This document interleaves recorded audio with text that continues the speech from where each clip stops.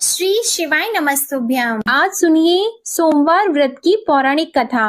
बहुत समय पहले वाशकल नामक गांव में बिंदुक नाम का एक ब्राह्मण रहता था। वह अधर्मी, दुरात्मा और महापापी था। उसकी स्त्री बहुत सुंदर थी। उसका नाम चंचुला था। वह सदा उत्तम धर्म का पालन करती थी, परंतु बिंदुक वैश्यागामी था।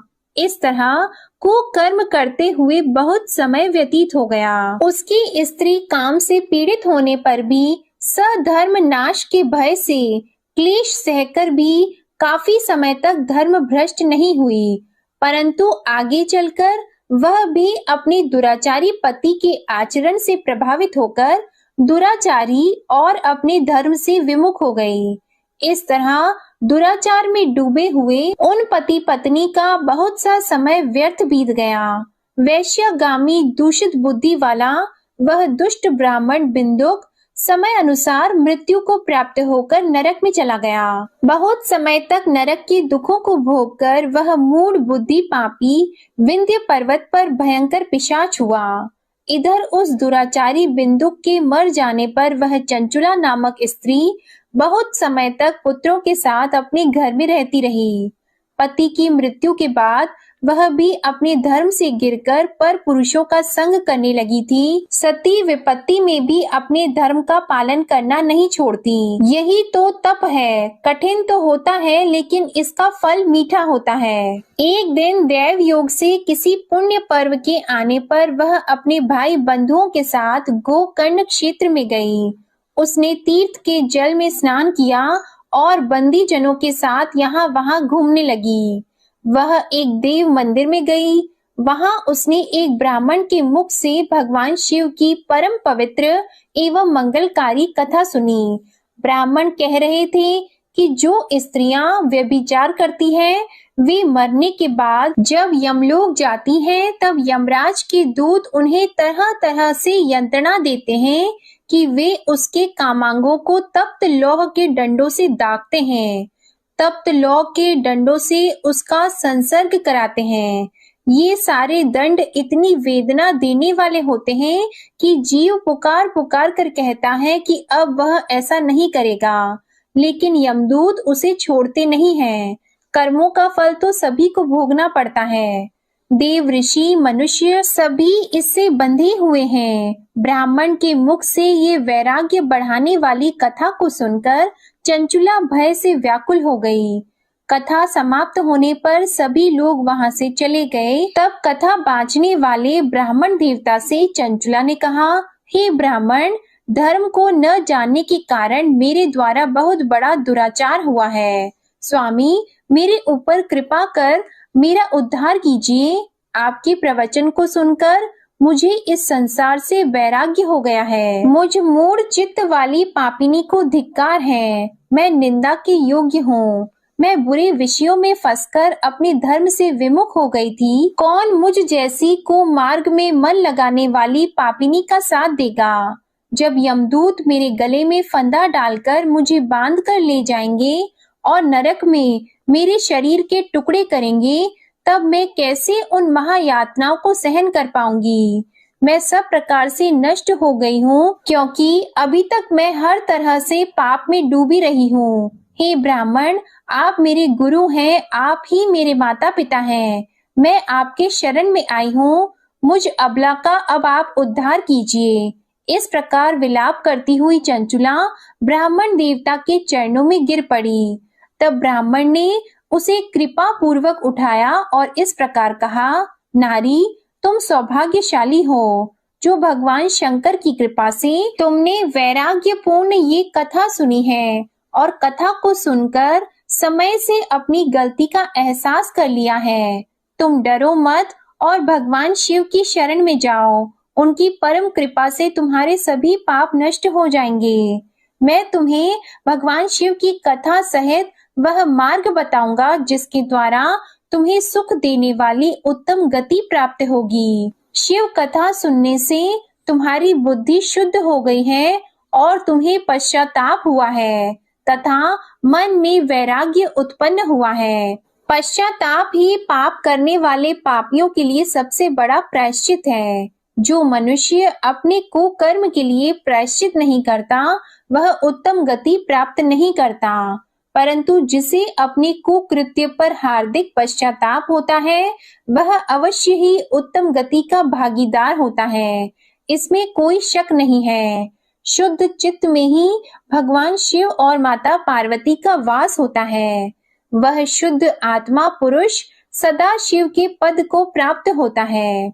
इस कथा का श्रवण सभी मनुष्यों के लिए कल्याणकारी है, अतः इसकी आराधना और सेवा करनी चाहिए। हे ब्राह्मण पत्नी, तुम अन्य विषयों से अपने मन को हटाकर भगवान शंकर की इस परम पावन कथा को सुनो। इससे तुम्हारे चित्त की शुद्धि होगी और तुम्हें मोक्ष की प्राप्ति होगी। जो मनुष्य निर्मल हृदय से भगवान शिव के चरणों का चिंतन करता है, उसकी एक ही जन्म में मुक्ति हो जाती है। यह कहकर वे ब्राह्मण चुप हो गए। उनका हृदय करुणा से भर गया। वे ध्यान में मग्न हो गए। ब्राह्मण का यह उपदेश सुनकर चंचुला के नेत्रों में आनंद के आंसू छलक आए। वह हर्ष भरे हृदय से ब्राह्मण देवता के चरणों में गिर गई और हाथ जोड़कर बोली कि मैं कृतार्थ हो गई। हे ब्राह्मण, शिव भक्तों में श्रेष्ठ स्वामिन, आप धन्य हैं। आप परमार्थदर्शी हैं और सदा परोपकार में लगे रहते हैं। साधो, मैं नरक के समुद्र में गिर रही हूँ। कृपा करके मेरा उद्धार कीजिए। जिस पौराणिक और अमृत के समान कथा की बात आपने की है, उसे सुनकर ही मेरे मन में वैराग्य उत्पन्न हुआ। उस अमृतमयी कथा को सुनने के लिए मेरे मन में बड़ी श्रद्धा हो रही है। कृपया आप मुझे उसे सुनाइए। कथा सुनने की इच्छा मन में लिए हुए चंचुला उन ब्राह्मण देवता की सेवा में वहीं रहने लगी। उस गोकर्ण नामक महाक्षेत्र में उन ब्राह्मण देवता के मुख से चंचुला भगवान शिव की भक्ति, ज्ञान और वैराग्य बढ़ाने वाले और मुक्ति देने वाली परम उत्तम कथा सुनकर कृतार्थ हुई। उसका चित्त शुद्ध हो गया। वह अपने हृदय में शिव के सगुण रूप का चिंतन करने लगी। वह सदैव शिव सच्चिदानंदमय स्वरूप का स्मरण करती थी। इसके बाद अपना समय पूर्ण होने पर चंचुला ने बिना किसी कष्ट के अपना शरीर त्याग दिया। उसे लेने के लिए एक दिव्य विमान वहां पहुंचा। ये विमान शोभा साधनों से सजा था और शिव गणों से सुशोभित था। चंचुला विमान से शिवपुरी पहुंची। उसके सारे पाप धुल गए। वह दिव्य रूप धारिणी दिव्यांगना हो गई थी। वह गौरांगी देवी मस्तक पर अर्धचंद्र का मुकुट और अन्य दिव्य आभूषण पहने शिवपुरी में पहुंची। वहां उसने सनातन देवता त्रिनेत्रधारी महादेव शिव को देखा। सभी देवता उनकी सेवा में भक्ति भाव से उपस्थित थे। उनकी अंग कांति करोड़ों सूर्यों के समान प्रकाशित हो रही थी। 5 मुख और हर मुख में 3-3 नेत्र थे। मस्तक पर अर्धचंद्र आकार मुकुट शोभायमान हो रहा था। कंठ में नील चिन्ह, उनके साथ में देवी गौरी विराजमान थी, जो विद्युत पुंज के समान प्रकाशित हो रही थी। महादेव जी की कांति कपूर के समान गौर थी। उनके शरीर पर श्वेत वस्त्र थे तथा शरीर श्वेत भस्म से युक्त था। इस प्रकार भगवान शिव के परम उज्जवल रूप के दर्शन कर चंचुला बहुत प्रसन्न हुई। उसने भगवान को बारंबार प्रणाम किया और हाथ जोड़कर प्रेम, आनंद और संतोष से युक्त होकर विनीत भाव से खड़ी हो गई। उसके नेत्रों से आनंद के आंसुओं की धारा बहने लगी। भगवान शंकर और भगवती गौरी उमा ने करुणा के साथ सौम्य दृष्टि से देखकर चंचुला को अपने पास बुलाया। गौरी उमा ने उसे प्रेम पूर्वक अपनी सखी बना लिया। चंचुला सुख पूर्वक भगवान शिव के धाम में उमा देवी की सखी के रूप में निवास करने लगी। एक दिन चंचुला आनंद में मग्न उमा देवी के पास गई और दोनों हाथ जोड़कर उनकी इस स्तुति को करने लगी। हे गिरिराज नंदिनी, स्कंद माता उमा, आप सभी मनुष्यों एवं देवताओं द्वारा पूजित तथा समस्त सुखों को देने वाली हैं। आप शंभु प्रिया हैं, आप ही सगुणा और निर्गुणा हैं। हे सच्चिदानंद स्वरूपा, आप ही प्रकृति की पोषक हैं। हे माता, आप ही संसार की सृष्टि पालन और संहार करने वाली हैं। इस प्रकार सद्गति प्राप्त चंचुला देवी की स्तुति कर शांत हो गई। उसकी आंखों में प्रेम के आंसू उमड़ आए। तब शंकर प्रिया भक्त वत्सला उमा देवी ने बड़े प्रेम से चंचुला को चुप कराते हुए कहा कि सखी चंचुला, मैं तुम्हारी इस स्तुति से प्रसन्न हूँ। बोलो, क्या वर मांगती हो? तब चंचुला बोली, हे गिरिराज कुमारी, मेरे पति बिंदुक इस समय कहाँ हैं? उनकी स्थिति कैसी है, मुझे बताइए और कुछ उपाय कीजिए ताकि हम फिर से मिल सकें। हे महादेवी, मेरे पति एक शूद्र जाति वैश्या के प्रति आसक्त थे और पाप में ही डूबे रहते थे। गिरिजा बोली, बेटी, तुम्हारा पति बिंदुक पापी था। उसका अंत बड़ा भयानक हुआ। वैश्या का उपभोग करने के कारण वह मूर्ख नरक में अनेक वर्षों तक अनेक प्रकार के दुख भोगकर अब शेष पाप को भोगने के लिए विंध्य पर्वत पर पिशाच की योनि में रह रहा है और वह दुष्ट वहीं वायु पीकर रहता है और सब प्रकार के कष्ट सहता है। गौरी देवी की ये बात सुनकर चंचुला अत्यंत दुखी हो गई। फिर मन को किसी तरह स्थिर करती हुई दुखी हृदय से माँ गौरी से उसने एक बार फिर पूछा, हे महादेवी, मुझ पर कृपा कीजिए और मेरे पापी पति का अब उद्धार कीजिए। कृपा करके मुझे वह उपाय बताइए जिससे मेरे पति को उत्तम गति प्राप्त हो सके। गौरी देवी ने कहा, यदि तुम्हारा पति भगवान शिव की पुण्यमय उत्तम कथा सुने तो वह इस दुर्गति को पार करके उत्तम गति का भागी हो सकता है। अमृत के समान मधुर गौरी देवी के ये वचन सुनकर चंचुला ने दोनों हाथ जोड़कर मस्तक झुकाकर उन्हें बार बार प्रणाम किया और प्रार्थना की कि मेरे पति को भगवान शिव की कथा सुनाने की व्यवस्था कीजिए। ब्राह्मण पत्नी चंचुला के बार बार प्रार्थना करने पर शिव प्रिया गौरी देवी ने भगवान शिव की महिमा का गान करने वाले गंधर्व राज तुमरू को बुलाकर कहा, तुमरू, तुम्हारी भगवान शिव में प्रीति है। तुम मेरे मन की सभी बातें जानकर मेरे कार्यों को सिद्ध करते हो तो मेरी इस सखी के साथ विंध्य पर्वत पर जाओ। वहां एक महाघोर और भयंकर पिशाच रहता है।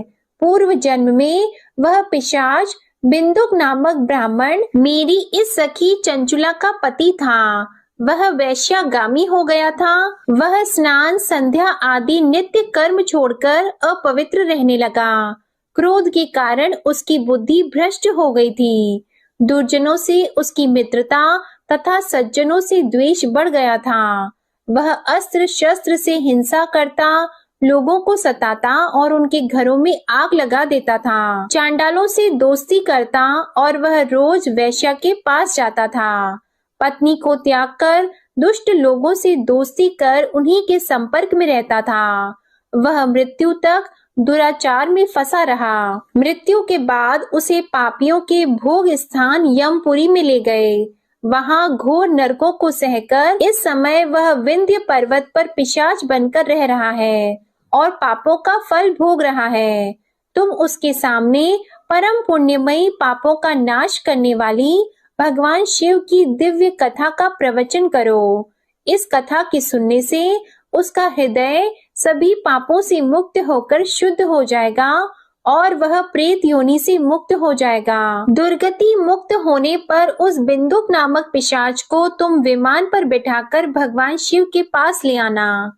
माँ उमा का आदेश पाकर गंधर्व राज तुमरू प्रसन्नता पूर्वक अपने भाग्य की सराहना करते हुए चंचुला को साथ लेकर विमान से पिशाच के निवास स्थान विंध्य पर्वत पर गया। वहां पहुंचकर उसने विशाल आकृति वाले पिशाच को देखा। उसका शरीर विशाल था, उसकी ठोड़ी बड़ी थी। वह कभी हंसता, कभी रोता, कभी उछलता था। महाबली तुमरू ने बिंदुक नामक पिशाच को पाशों से बांध लिया। उसके पश्चात तुमरू ने कथा बांचने के लिए स्थान तलाश कर मंडप की रचना की। शीघ्र ही इस बात का पता लोगों को चल गया कि एक पिशाच के उद्धार हेतु देवी पार्वती की आज्ञा से तुमरू भगवान शिव की कथा सुनाने विंध्य पर्वत पर आया है। उस कथा को सुनने के लोभ से बहुत से देवर्षि वहां पहुंच गए। सभी को आदर पूर्वक स्थान दिया गया। पिशाच बिंदुक को पाशों में बांधकर आसन पर बिठाया गया और तब तुमरू ने परम उत्तम भगवान शिव की अमृत कथा का गान शुरू किया, जिससे सभी श्रोता कृतार्थ हो गए। परम पुण्यमयी कथा को सुनकर पिशाच सभी पापों से मुक्त हो गया और उसने पिशाच शरीर का त्याग कर दिया। शीघ्र ही उसका रूप दिव्य हो गया। उसका शरीर गौर वर्ण का हो गया। शरीर पर श्वेत वस्त्र एवं पुरुषों के आभूषण आ गए। इस प्रकार दिव्य देहधारी होकर बिंदुक अपनी पत्नी चंचुला के साथ स्वयं भी भगवान शिव का गुणगान करने लगा। उसे दिव्य रूप में देखकर सभी को बहुत आश्चर्य हुआ। उसका मन परम आनंद से परिपूर्ण हो गया। सभी भगवान महेश्वर के अद्भुत चरित्र को सुनकर कृतार्थ होकर उनका यशोगान करते हुए अपने अपने धाम को चले गए। बिंदुक अपनी पत्नी चंचुला के साथ विमान में बैठकर शिवपुरी की ओर चल दिया। महेश्वर के गुणों का गान करता हुआ बिंदुक अपनी पत्नी चंचुला और तुमरू के साथ शीघ्र ही शिव धाम पहुंच गया। भगवान शिव देवी पार्वती ने उसे अपना पार्षद बना लिया। दोनों पति पत्नी सुखपूर्वक भगवान महेश्वर एवं देवी गौरी के श्री चरणों में अविचल निवास पाकर धन्य हो गए। बोलिए उमा महेश्वर भगवान की जय। अब सुनिए भगवान शंकर की दूसरी कथा। एक धनवान साहूकार था, जिसके घर किसी प्रकार की कोई कमी नहीं थी, परंतु उसको एक दुख था। उसका कोई पुत्र नहीं था। वह इसी चिंता में दिन और रात रहता था और वह पुत्र की कामना से हर सोमवार को शिवजी का व्रत और पूजन किया करता था। सायंकाल को मंदिर में जाकर शिवजी का दीपक जलाता था। उसके भक्ति भाव को देखकर एक समय श्री पार्वती जी ने भगवान शिवजी महाराज से कहा कि वह साहूकार आपका अनंत भक्त है और सदैव आपका व्रत और पूजन बड़ी श्रद्धा से करता है। इसकी मनोकामना आप पूर्ण कीजिए। तब भगवान शिव ने कहा कि हे पार्वती, यह संसार कर्म क्षेत्र है। जैसी किसान खेत में जैसा बीज बोता है वैसा ही फल काटता है, उसी तरह से इस संसार में जैसा कर्म करते हैं वैसा ही फल मिलता है। तब माता पार्वती ने अत्यंत आग्रह से कहा कि महाराज, जब यह आपका भक्त है और इससे किसी प्रकार का दुख है तो उसको अवश्य दूर करना चाहिए, क्योंकि आप सदैव अपने भक्तों पर दयालु हैं और उनके दुखों को दूर करते हैं। यदि आप ऐसा नहीं करेंगे तो मनुष्य आपकी सेवा व्रत क्यों करेंगे? माता पार्वती जी के आग्रह को देखकर भगवान भोलेनाथ कहने लगे कि हे पार्वती, इसके कोई पुत्र नहीं है, इसी चिंता से यह दुखी रहता है। इसके भाग्य में पुत्र न होने पर भी इसके पुत्र की प्राप्ति का मैं वर देता हूँ, परंतु वह पुत्र केवल 12 वर्ष तक जीवित रहेगा। इसके पश्चात वह मृत्यु को प्राप्त हो जाएगा। इससे अधिक मैं और कुछ इसके लिए नहीं कर सकता हूँ। यह सब बातें वह साहूकार सुन रहा था। इससे उसको न कुछ प्रसन्नता हुई और न ही उसे कुछ कष्ट हुआ। वह पहले जैसे ही भगवान शिव का व्रत और पूजन करता रहा। कुछ समय व्यतीत हो जाने पर साहूकार की स्त्री गर्भवती हुई और उसे 10वें महीने में गर्भ से अति सुंदर पुत्र की प्राप्ति हुई। साहूकार के घर में बहुत खुशियां मनाई गई, परंतु साहूकार ने उसको केवल 12 वर्ष की आयु जानकर कोई अधिक प्रसन्नता प्रकट नहीं की और न ही किसी को यह भेद बताया। जब वह 11 वर्ष का हो गया तो उस बालक की माता ने उसके पिता से विवाह आदि के लिए कहा, परंतु साहूकार कहने लगा, मैं अभी इसका विवाह नहीं करूंगा और पढ़ने के लिए इसे भेजूंगा। फिर साहूकार ने अपने साले अर्थात उस बालक के मामा को बुलाकर उसको बहुत सा धन देकर कहा, तुम इस बालक को काशी में पढ़ने के लिए ले जाओ और रास्ते में जिस स्थान पर भी जाओ वहां यज्ञ करना और ब्राह्मणों को भोजन कराते जाना। वे दोनों मामा और भांजा सब जगह यज्ञ करते और ब्राह्मणों को भोजन कराते जा रहे थे। रास्ते में उनको एक शहर पड़ा। उस शहर के राजा की कन्या का विवाह था और दूसरे राजा का लड़का जो विवाह कराने के लिए बारात लेकर आया था, वह एक आंख से काना था। उसके पिता को इस बात की बड़ी चिंता थी कि कहीं वर को देखकर कन्या के माता पिता विवाह में किसी प्रकार की अड़चन पैदा न कर दें। इस कारण जब उसने अति सुंदर सेठ के लड़के को देखा तो उसने मन में विचार किया कि क्यों न दरवाजे के समय इस लड़के से वर का काम चलाया जाए।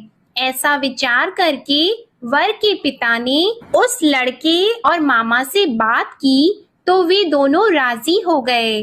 फिर उस लड़के को वर के कपड़े पहनाकर और घोड़ी पर चढ़ाकर दरवाजे पर ले गए और बड़ी सुंदरता से सब कार्य संपन्न हो गए। वर के पिता ने सोचा यदि विवाह कार्य भी इसी लड़के से करा दिया जाए तो इसमें क्या बुराई है। ऐसा विचार करके लड़का और उसके मामा से कहा, यदि आप फेरों और कन्यादान का काम भी करा दें तो आपकी बड़ी कृपा होगी और हम इसके बदले बहुत सा धन देंगे।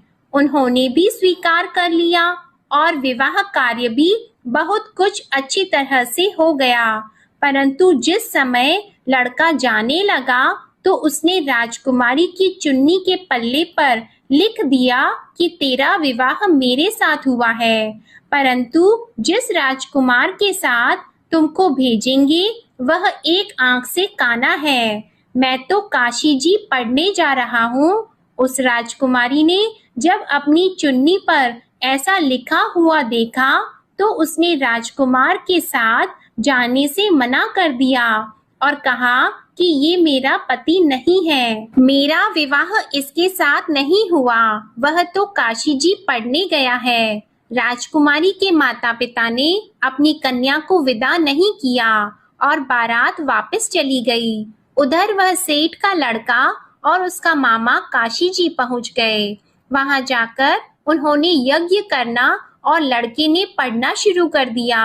जब लड़के की आयु 12 साल की हो गई तब एक दिन उन्होंने यज्ञ रचा रखा था कि लड़के ने अपने मामा से कहा कि आज तो मेरी तबीयत ठीक नहीं है। मामा ने कहा अंदर जाकर सो जाओ। जब लड़का अंदर जाकर सो गया और थोड़ी देर में उसके प्राण निकल गए। जब उसके मामा ने आकर देखा कि वह तो मुर्दा पड़ा है तो उनको बहुत दुख हुआ और उन्होंने सोचा कि मैं अभी रोना पीटना मचा दूंगा तो यज्ञ का कार्य अधूरा रह जाएगा। अतः उन्होंने जल्दी से यज्ञ का कार्य समाप्त करके ब्राह्मणों के जाने के बाद रोना पीटना आरंभ कर दिया। संयोगवश उसी समय शिवजी और पार्वती जी उधर से जा रहे थे।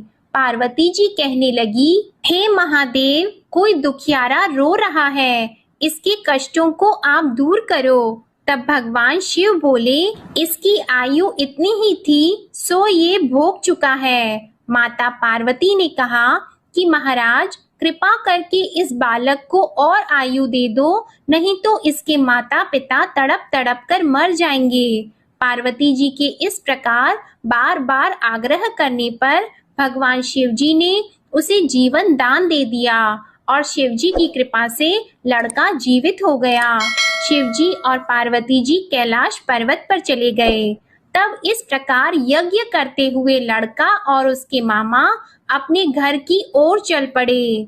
रास्ते में उसी शहर में गए जहां उसका विवाह हुआ था और जहां पर आकर यज्ञ किया तो लड़के के ससुर ने उसे पहचान लिया और अपने घर महल में जाकर बड़ी खातिर के साथ बहुत दास दासियों के सहित आदर पूर्वक लड़की और जमाई को विदा किया।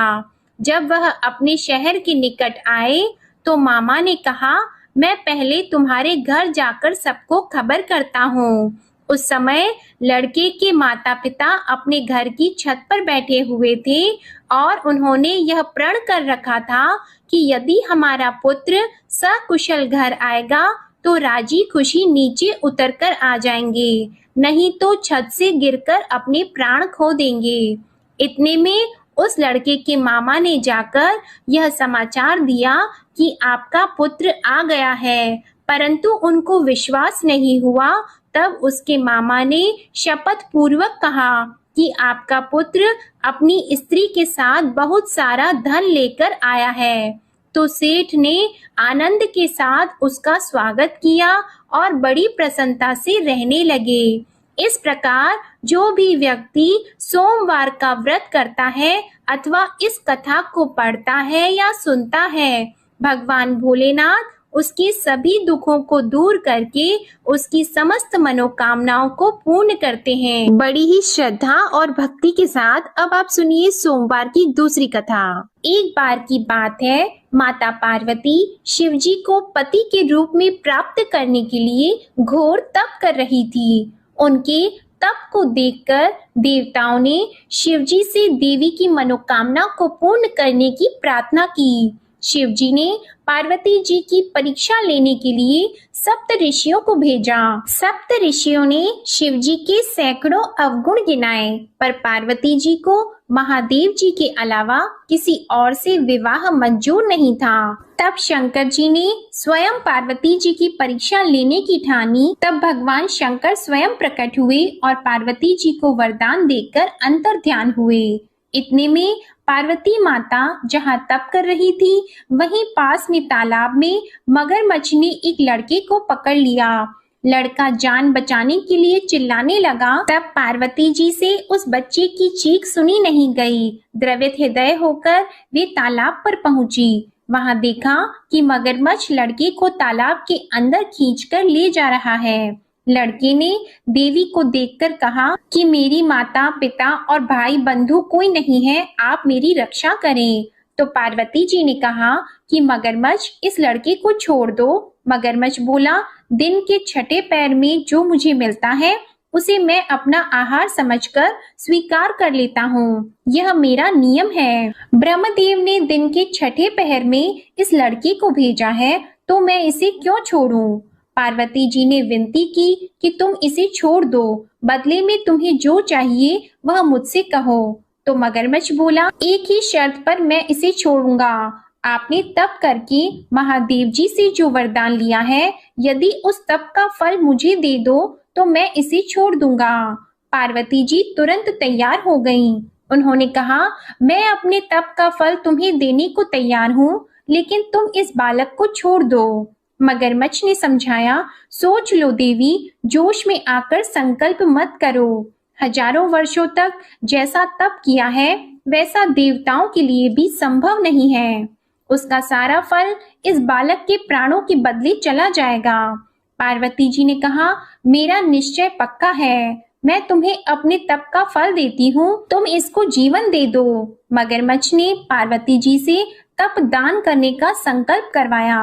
तप का दान होते ही मगरमच्छ का देह तेजी से चमकने लगा और वह बोला, हे पार्वती, ये देखो, तप के प्रभाव से मैं तेजस्वी बन गया हूँ। तुमने जीवन भर की पूंजी एक बच्चे के लिए व्यर्थ कर दी। चाहे तो अपनी भूल सुधारने का एक मौका और दे सकता हूँ। तब पार्वती जी ने कहा, हे ग्राह, तब तो मैं पुनः कर सकती हूँ, किंतु यदि तुम इस लड़के को निगल जाते तो इसका जीवन वापस नहीं मिल सकता था। देखते ही देखते वह लड़का अदृश्य हो गया और मगरमच्छ भी लुप्त हो गया। पार्वती जी ने विचार किया, मैंने तप तो दान कर दिया है, अब पुनः से तप आरंभ करूंगी। पार्वती जी ने फिर से तप करने का संकल्प किया। भगवान सदाशिव फिर से प्रकट होकर बोले, हे पार्वती, भला अब क्यों तप कर रही हो? तब पार्वती जी ने कहा, प्रभु, मैंने अपने तप का फल दान कर दिया है। आपको पति रूप में पाने के संकल्प के लिए मैं फिर से वैसा ही घोर तप करके आपको प्रसन्न करूंगी। तो महादेव जी बोले, मगरमच्छ और लड़के दोनों रूपों में मैं ही था। तुम्हारा चित्त प्राणी मात्र में अपने सुख दुख का अनुभव करता है या नहीं, इसकी परीक्षा लेने के लिए मैंने ही यह लीला रची थी। अनेक रूपों में दिखने वाला मैं एक ही हूँ। मैं अनेक शरीरों से अलग निर्विकार हूँ। तुमने अपना तप मुझे ही दिया है, इसलिए अब और तप करने की कोई आवश्यकता नहीं है। देवी ने महादेव जी को प्रणाम कर प्रसन्न मन से विदा किया। प्रेम से बोलिए भगवान शंकर और माता पार्वती की जय। अब आप सुनिए तीसरी कथा। एक बार नारद जी ने भोलेनाथ जी की स्तुति करके पूछा कि प्रभु, आपको प्रसन्न करने के लिए सबसे उत्तम और सुलभ साधन क्या है?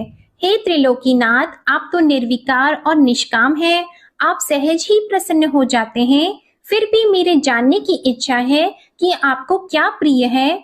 तब शिव जी बोले, नारद जी, वैसे तो मुझे भक्त के भाव सबसे प्रिय हैं, फिर भी आपने पूछा है तो मैं बताता हूँ। मुझे जल के साथ साथ बिल्व पत्र बहुत प्रिय हैं। जो अखंड बिल्व पत्र मुझे श्रद्धा से अर्पित करते हैं, मैं उन्हें अपने लोक में स्थान देता हूँ। नारद जी भगवान शंकर और माता पार्वती की वंदना करके अपने लोक को चले गए। उनके जाने के पश्चात पार्वती जी ने शिव जी से पूछा कि हे प्रभु, मेरी ये जानने की बड़ी तीव्र इच्छा हो रही है कि आपको बेल पत्र इतने प्रिय क्यों हैं? कृपा करके मेरी जिज्ञासा को शांत कीजिए। तब शिव जी बोले, हे शिवे, बिल्व के पत्ते मेरी जटा के समान हैं। उसका त्रिपत्र यानी 3 पत्ते ऋग्वेद, यजुर्वेद और सामवेद हैं। शाखाएं समस्त शास्त्र का स्वरूप है। बिल्व वृक्ष को आप पृथ्वी का कल्प वृक्ष समझें, जो ब्रह्मा, विष्णु और शिव स्वरूप है। हे पार्वती, स्वयं महालक्ष्मी जी ने शैल पर्वत पर बिल्व वृक्ष रूप में जन्म लिया था। इस कारण भी बेल का वृक्ष मेरे लिए अति प्रिय है। महालक्ष्मी जी ने बिल्व का रूप धरा। ये सुनकर पार्वती जी कौतूहल में पड़ गईं और पार्वती जी कौतूहल से उपजी जिज्ञासा को रोक न पाईं। उन्होंने पूछा, देवी लक्ष्मी ने आखिर बिल्व वृक्ष का रूप क्यों लिया? आप ये कथा विस्तार से कहें। तब भोलेनाथ ने देवी पार्वती जी को कथा सुनाना आरंभ किया। हे देवी, सतयुग में ज्योति रूप में मेरे अंश का रामेश्वर लिंग था। ब्रह्मा आदि देवों ने उसका विधिवत पूजन अर्चन किया था। इसका परिणाम ये हुआ कि मेरे अनुग्रह से वाणी देवी सबकी प्रिय हो गई। वे भगवान विष्णु को सतत प्रिय हो गई। मेरे प्रभाव से भगवान केशव के मन में वाग देवी के लिए जितनी प्रीति उत्पन्न हुई, वह स्वयं लक्ष्मी जी को नहीं भाई। लक्ष्मी देवी का श्री हरि के प्रति मन में कुछ दुराव पैदा हो गया। वह चिंतित और रुष्ट होकर चुपचाप परम उत्तम श्री शैल पर्वत पर चली गईं। वहां उन्होंने तप करने का निश्चय किया और उत्तम स्थान का चयन करने लगी। महालक्ष्मी ने उत्तम स्थान का निश्चय करके मेरे लिंग विग्रह की उग्र तपस्या प्रारंभ की। उनकी तपस्या कठोरतम होती जा रही थी। हे परमेश्वरी, कुछ समय के बाद महालक्ष्मी जी ने मेरे लिंग विग्रह से थोड़ा ऊर्ध्व में एक वृक्ष का रूप धारण कर लिया। अपने पत्तों और पुष्प द्वारा निरंतर मेरा पूजन करने लगी। इस तरह महालक्ष्मी जी ने लाखों वर्षों तक घोर आराधना की। अंततः उन्हें मेरा अनुग्रह प्राप्त हुआ। मैं वहां प्रकट हुआ और देवी से इस घोर तप की आकांक्षा पूछकर वर देने को तैयार हुआ। महालक्ष्मी जी ने मांगा कि श्री हरि के हृदय में मेरे भाव से वाग देवी के लिए जो स्नेह हुआ है वह समाप्त हो जाए। तब शिव जी बोले, मैंने महालक्ष्मी जी को समझाया, श्री हरि के हृदय में आपके अतिरिक्त किसी और के लिए कोई प्रेम नहीं है। वाग देवी के प्रति उनका प्रेम नहीं अपितु श्रद्धा है। यह सुनकर लक्ष्मी जी प्रसन्न हो गईं और पुनः श्री विष्णु के हृदय में स्थित होकर निरंतर उनके साथ विहार करने लगी। हे पार्वती, महालक्ष्मी के हृदय का एक बड़ा विकार इस प्रकार दूर हो गया। इस कारण हरिप्रिया उसी वृक्ष रूप में सर्वदा अतिशय भक्ति से भरकर यत्न पूर्वक मेरी पूजा करने लगी। हे पार्वती, इसी कारण विश्व का वृक्ष, उसके पत्ते, फल, फूल आदि मुझे बहुत प्रिय हैं। मैं निर्जन स्थान में बिल्व वृक्ष का आश्रय लेकर रहता हूँ। बेल वृक्ष को सदा सर्व तीर्थ में एवं सर्व देवमय मानना चाहिए। बिल्व पत्र, बिल्व फूल, बिल्व वृक्ष अथवा बिल्व काष्ठ के चंदन से जो मेरा पूजन करता है वह भक्त मेरा अति प्रिय है। बिल्व वृक्ष को शिव के समान ही समझो। वह मेरा शरीर है जो बिल्व पर चंदन से मेरा नाम अंकित करके मुझे अर्पण करता है। मैं उसे सभी पापों से मुक्त करके अपने लोक में स्थान देता हूँ। हे देवी, उस व्यक्ति को स्वयं लक्ष्मी जी भी नमस्कार करती है जो मेरा पूजन करते हैं। जो बिल्व मूल में प्राण छोड़ता है उसको रुद्र देह प्राप्त होता है और ऐसे मनुष्य पर सदैव ही माता लक्ष्मी की कृपा रहती है और साथ ही साथ भगवान नारायण की कृपा भी उन पर सदैव बनी रहती है। प्रेम से बोलिए भगवान शिव और माता पार्वती की जय। अब सुनिए गणेश भगवान की कथा। एक साहूकार था, उसके घर रोज एक ब्राह्मणी रोटी लेने के लिए घर आती थी। घर के अंदर घुसते ही पोल के ऊपर गजानन जी का मंदिर था। वह गणेश जी को रोटी का एक कौर हमेशा भोग लगाती थी। बहुत दिन हो गए। गणेश जी महाराज ने कहा कि यह मुझे हमेशा भोजन करवाती है, मुझे इसे कोई ना कोई उपहार जरूर देना चाहिए। गणेश जी एक दिन उसके थाली में हीरे मोती भर देते हैं। ब्राह्मणी तो थाली लेकर अपने घर आ गई और साहूकार से रोटी लेने के लिए आना बंद हो गई। साहूकारिनी ने उसे बुलावा भेजा कि बाई, रोटी लेने के लिए क्यों नहीं आती हो। ब्राह्मणी ने कहा कि मुझ पर गणेश जी प्रसन्न हो गए, बहुत वर्ष तक रोटी लेने के लिए आ गई लेकिन अब नहीं आऊंगी। साहूकारनी मन में बहुत नाराज हुई और गणेश जी से कहा कि आप ब्राह्मणी के ऊपर प्रसन्न हुए परंतु मुझ पर प्रसन्न नहीं हुए। तब गणेश जी की मूर्ति हटाकर उसने बाहर फेंक दी। इधर सेठ जी की दुकान में धंधा पानी बंद हो गए। एक दिन सेठ जी की नजर पोल के मंदिर पर गई तो सेठानी जी को पूछा कि गणेश जी कहाँ गए। तो साहूकारनी ने कहा कि ऐसे गणेश जी का क्या करें जो ब्राह्मणी पर तो प्रसन्न हो गए लेकिन हमारे ऊपर प्रसन्न नहीं हुए। इस कारण मैंने तो गणेश जी को हटाकर फेंक दिया है। तब सेठ जी ने कहा कि यह तुमने क्या किया, मेरा तो व्यापार और धंधा चलना बंद हो गया है। गणेश जी तुमने कहाँ फेंके हैं, जल्दी बताओ, मैं उन्हें वापस लेकर आता हूँ। साहूकार जी वापस से गणेश जी को लेने के लिए गए तो गणेश जी इतने भारी हो गए कि वे उठे ही नहीं। साहूकार जी ने कहा कि मेरे से गलती हो गई है, आप मेरे घर पधारिए। गणेश जी तो और भी भारी होते गए और कहा कि मैं तो नहीं चलूंगा, पहले साहूकारनी को बुलाकर यहाँ लाओ और वह मुझसे माफी मांगेगी तो ही मैं चलूंगा। और गणेश जी ने कहा कि मुझे हमेशा सवा सेर का चूरमा करके भोजन कराओगे तो ही मैं चलूंगा। साहूकार साहूकारनी को लेकर आए और उससे माफी भी मंगवाई और सवा सेर का चूरमा चढ़ाने की हाँ भी भरी। तब साहूकार और साहूकारनी ने गणेश जी को वापस घर लाकर उन्हें पोल में बिठाया। ऐसा करने पर साहूकार का व्यापार फिर से चलने लगा। हे गणेश जी महाराज, जैसे साहूकार और साहूकारनी पर आप प्रसन्न हुई वैसे सभी पर प्रसन्न होना। बोलिए गणेश जी महाराज की जय। अब आप सुनिए भगवान भोलेनाथ की आरती। ओम जय शिव ओंकारा, स्वामी जय शिव ओंकारा। ब्रह्मा विष्णु सदा शिव, ब्रह्मा विष्णु सदा शिव, अर्धांगी धारा। ओम जय शिव ओंकारा। एकानन चतुरानन पंचानन राजी, स्वामी पंचानन राजी। हंसानन गरुड़ासन, हंसानन गरुड़ासन, वृषवाहन साजी। ओम जय शिव ओंकारा।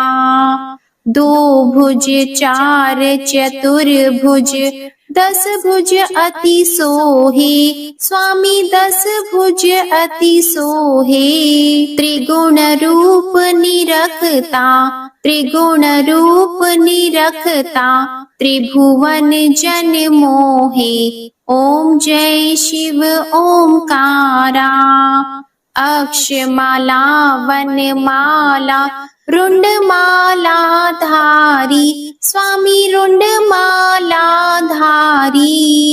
चंदन मृग मद सोहे चंदन मृग मद सोहे भाले शशिधारा ओम जय शिव ओंकारा श्वेतांबर पीतांबर बाघंबर अंगी स्वामी बाघंबर अंगी सनकादिक गरुणादिक सनकादिक गरुणादिक भूतादिक संगी ओम जय शिव ओंकारा कर की मध्य कमंडल चक्र त्रिशूलधारी स्वामी चक्र त्रिशूलधारी सुखकारी दुखहारी सुखकारी दुखहारी जगपालनकारी